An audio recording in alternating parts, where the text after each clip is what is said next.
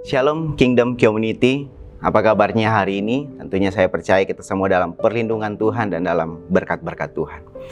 Materi komsel kita pada minggu ini diambil dari bahan khotbah Pendeta Daniel Yanuar Tanujaya dengan tema For Generation. Oke, kita akan mulai dengan satu pertanyaan pembuka. Pertanyaannya adalah, coba masing-masing anggota komsel itu menyebutkan satu saja penjelasan mengenai tempe. Bapak Ibu Saudara tahu tempe ya, temannya tahu. Apa yang Bapak Ibu Saudara tahu, Bapak Ibu Saudara bisa jelaskan kepada anggota komsel yang lain. Lalu kemudian ayat kebenaran firman Tuhan itu terambil dari Mazmur pasal 78 ayatnya yang keempat sampai dengan yang keenam.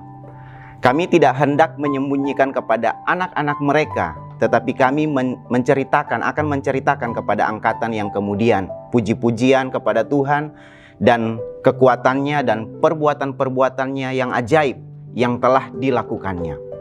Ayat 5, telah ditetapkannya peringatan di Yakub dan hukum Taurat diberinya di Israel. Nenek moyang kita diperintahkannya untuk memperkenalkannya kepada anak-anak mereka. Ayatnya yang ke-6, supaya dikenal oleh angkatan yang kemudian, supaya anak-anak yang akan lahir kelak itu bangun dan menceritakan kepada anak-anak mereka. Bapak Ibu Saudara, kita tahu bersama bahwa generasi itu sangat penting di mata Tuhan. Sebab itu ayat yang barusan kita baca tadi itu menjelaskan bahwa di ayatnya yang keempat, firman Tuhan harus dinyatakan melalui perbuatan dan perkataan. Dengan kata lain, firman Tuhan harus dinyatakan lewat keteladanan hidup kita. Lalu kemudian ayatnya yang kelima menjelaskan bahwa Allah memerintahkan untuk kita menyatakan pribadinya itu kepada generasi kita, generasi sesama kita. Bahkan ayatnya yang keenam lebih luar biasa lagi, dikatakan bahwa firman Tuhan harus dinyatakan dari generasi ke generasi. Nah, mari kita pahami bahwa untuk kita bisa menyampaikan firman Tuhan dan memperkenalkan pribadi Kristus kepada anak-anak atau generasi di bawah kita, kita semuanya harus tentunya mengawali dengan kita punya pengenalan pribadi dengan Tuhan yang baik, kita punya pengalaman pribadi dengan Tuhan yang baik, bahkan kita punya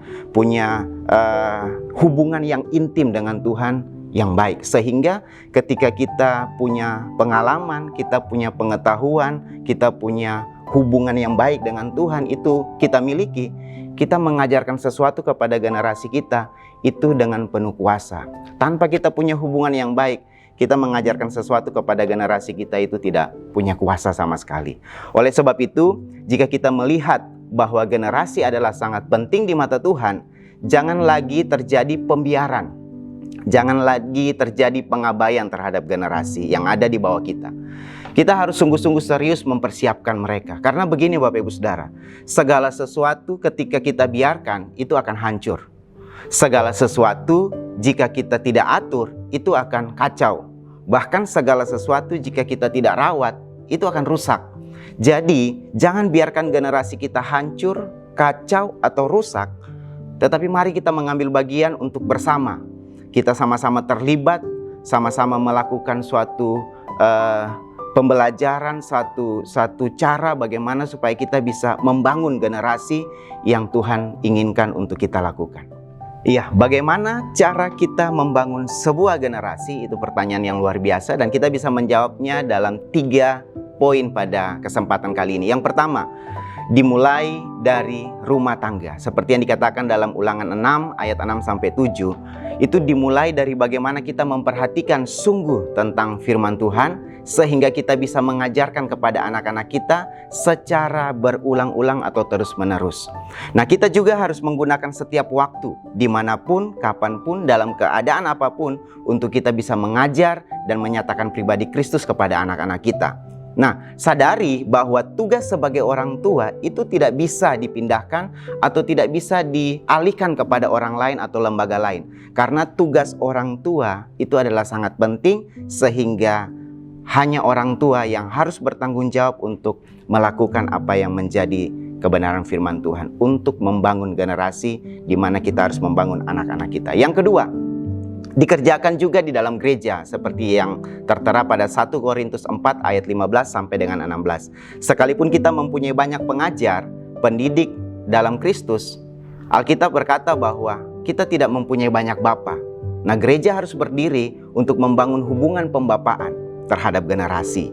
Melalui pembapaan yang sehat di dalam gereja, setiap orang tua rohani harus membangun anak-anak rohaninya agar bertumbuh dewasa menuju keserupaan dengan Kristus. Bahkan ketika kita mengajarkan dengan baik anak-anak rohani kita, ketika mereka mengerti juga dengan baik, mereka akan mengajarkan itu kepada generasi-generasi mereka atau generasi setelah mereka nanti. Lalu yang ketiga dilakukan juga di dalam setiap kehidupan pribadi kita. Dalam Kisah Rasul 13 ayat 36 bagian A, Alkitab mengatakan bahwa sebab Daud melakukan kehendak Allah pada zamannya. Nah, dalam terjemahan NKJV ayat ini menyatakan for David after he served his own generation by the will of God. Mari kita meneladani Daud dengan berfungsi untuk melayani generasi kita. Pelayanan generasi adalah tugas setiap pribadi kita oleh kehendak Tuhan. Steve Murrell mengatakan, dalam perspektif Tuhan, catatan hidup saya itu bukan tentang kesuksesan pribadi, melainkan tentang generasi yang berikutnya atau generasi yang selanjutnya. Pertanyaan perenungan untuk anggota komsel di setiap komsel masing-masing adalah, yang pertama, Bapak Ibu Saudara bisa diskusikan ya, apakah kita memiliki pengenalan dan pengalaman hidup yang baik dan benar dengan Allah sehingga kita bisa membagikan kepada generasi atau anak-anak kita? Seperti pertanyaan pembuka tadi, ilustrasi mengenai tempe.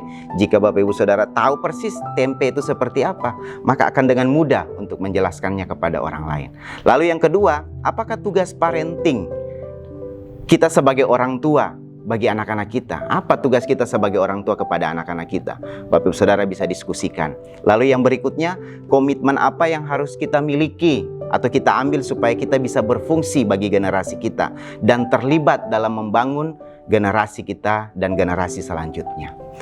Baik Bapak Ibu Saudara, ada beberapa pokok doa yang akan kita doakan sama-sama. Saya percaya ketika kita bersama-sama dan sepakat berdoa, maka Tuhan akan menjawab seturut kasih dan kehendaknya.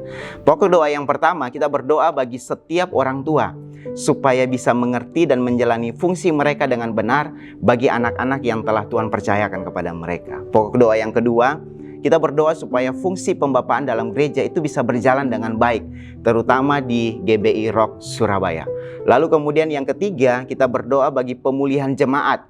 Mungkin siapa yang Bapak Ibu Saudara kenal atau tahu namanya, Bapak Ibu Saudara bisa doakan mereka. Mungkin yang dalam keadaan sakit atau dalam mengalami pergumulan, kita bisa berdoa bagi mereka bersama-sama. Lalu yang keempat, kita berdoa minta hikmat bagi para gembala sektor, supaya Tuhan tambahkan hikmat, semangat untuk terus menjadi kekuatan, serta menjadi inspirasi bagi gembala-gembala komsel lainnya. Lalu kemudian yang kelima, kita berdoa supaya devotional life, lalu kemudian family devotion, itu bisa menjadi gaya hidup bagi setiap jemaat Tuhan. Yang keenam, kita berdoa bagi ibadah onsite, ibadah online, bahkan setiap program online yang ada, itu biarlah Tuhan menyertai dan pelayanan ini boleh menjadi berkat bagi banyak orang.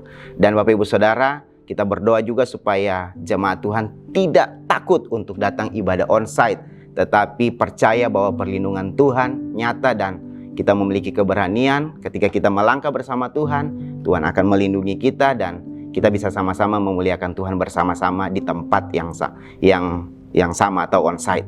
Lalu kemudian yang terakhir, kita berdoa untuk pemerintah, bangsa kita, bangsa Indonesia, kota kita, kota Surabaya, bahkan untuk proses vaksinasi itu bisa berlangsung dengan baik dan cepat sehingga pemerintah juga bisa mengurangi penularan daripada COVID-19 atau penyebaran daripada COVID-19. Terima kasih Bapak Ibu Saudara.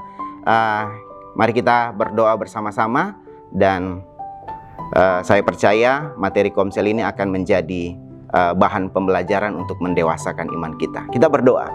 Bapa di surga, terima kasih, kami bersyukur buat kebaikan Tuhan dan penyertaan Tuhan sampai saat ini. Kami percaya dalam masa-masa sulit ini pun kasih Tuhan tetap dan selalu senantiasa menyertai kehidupan kita. Berkati komsel kita minggu ini, apapun yang mereka lakukan, mau ketemu secara onsite ataupun secara online, Tuhan memberkati. Biarlah bahan yang sudah ada ini boleh menjadi bahan perenungan, bahan yang sudah ada ini boleh menjadi bahan diskusi yang baik, sehingga firman Tuhan itu boleh tumbuh di dalam kehidupan kita dan berakar dalam kehidupan kita, serta menghasilkan buah untuk kemuliaan nama Tuhan. Terima kasih Tuhan, berkati Komsel kami, berkati sektor kami, berkati kota kami, dan apapun yang kami kerjakan, Tuhan buat berhasil. Di dalam nama Tuhan Yesus kami berdoa. Haleluya. Amin.